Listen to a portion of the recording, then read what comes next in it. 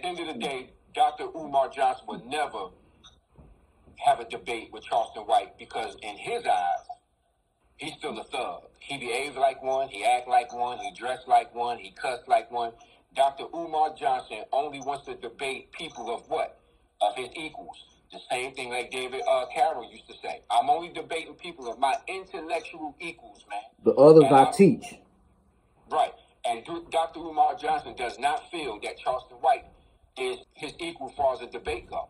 Dr. Umar Johnson is not going to sit up here and waste his time with somebody that's going to interrupt him, that's going to be cussing all up and down on the platform, that's going to be hurling threats, that's not going to let him to get an opportunity to speak. He ain't going to do that. Dr. Umar Johnson already know what's coming with brothers like Charleston White. It just don't make no sense for someone to sit up here and set up an interview for a debate for me to go against somebody like Charleston White. Charleston White needs to do what he's been doing. That's just having single-handed interviews by himself where he can do all of the talking, getting his point across, and letting other people critique what his message is, if they rock with it or they don't rock with it.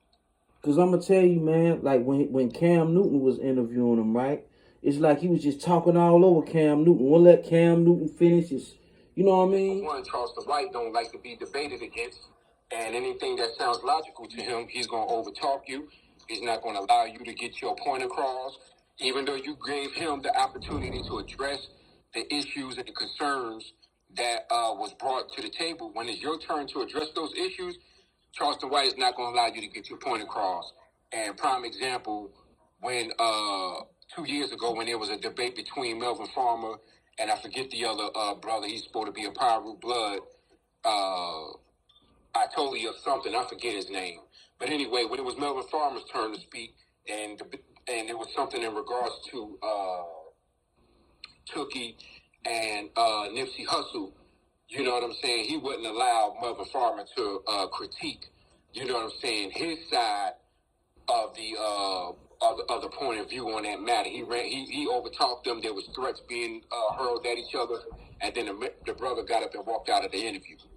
That's an effeminate trait for two men to come talk about something or talk out something before it goes to another level, and you basically telling the other nigga, hey man, fuck what you got to say. I'm saying what I gotta say. I'm standing on it. I'm walking off. Like, you can't do that. So that's a sign of effeminate behavior right there on his end. Mm-hmm. Like I told you before, this man done made it clear he rocks with law enforcement. And the feds is keeping a good eye on him, not for illegal things, but for protecting them. They like the message that he sends to the black community. Law enforcement loves the message that Charleston White sends to the black community, man. They is not going to allow nothing to happen to that brother. They don't care if he got illegal firearms on him. They already know that his life's in danger. It's been threatened numerous times. They ain't gonna do nothing, man. If Charleston White jumped out here in the street right now and they killed two black guys, law enforcement rolled up on the scene and they see what happened and they saw what happened. They gonna write such a good report on in Charleston White's defense. He ain't gonna do a day in jail, bro. You think he got it like that? He ain't gonna do a day in jail. I'm trying to tell you, even if Charleston White was going to see that lets you see that a lot of people don't understand, man. Charleston White is dangerous right now, because even if you was to approach Charleston White, let's just say you want to have a conversation when that brother pulled out a gun on you, man, because he felt like his life was quote unquote threatened and kill you. You see what I'm saying? See the message that he's brought to the black community and to white America for the past 5 years. They're going to automatically assume that this young black man was another disgruntled black man who didn't side with his message and decided to put hands on Charleston White, and Charleston White pulled out and did what he had to do. This man right now could walk around in America right now and get away with murder in the hood if he wanted to, and ain't nothing nobody could do. But even if the evidence points in Charleston White's direction that he was wrong for committing a homicide, they're going to let his ass go.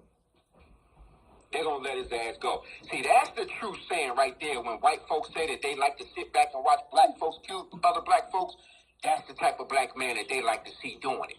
It ain't so much as the gangbangers killing each other. It's that black person out there that's doing the hunt, that's doing the kill for us, that we going to allow to keep doing the hunt and kill for. See, we already know that blacks going to kill each other anyway. But see, that nigga right there, that's the nigga that we want on our side, that has that color pigment that's doing the killing for us. We pat him on the back all day long. So overall, you think Charles White is an Uncle Tom? He ain't no Uncle Tom. I don't think. I personally don't think he's an Uncle Tom, and I'm gonna tell you why. Because his message is geared towards black people bettering themselves. Right. You see what I'm saying? Uncle Tom is a black person that's just gonna side with a white person, even though they know that what the white person is doing to the black man is wrong. Long as that black person ain't in that position that's being done wrong, that's an Uncle Tom. Mm-hmm. See, Charleston White is basically letting black folks know, hey, y'all keep complaining about all these police shootings. The white man is white man, and then won't y'all do this, won't y'all do that? He ain't the first black man that done spoke up about that. But as far as the Uncle Tom, no. Not at all. I don't think he's the Uncle Tom. Not at all.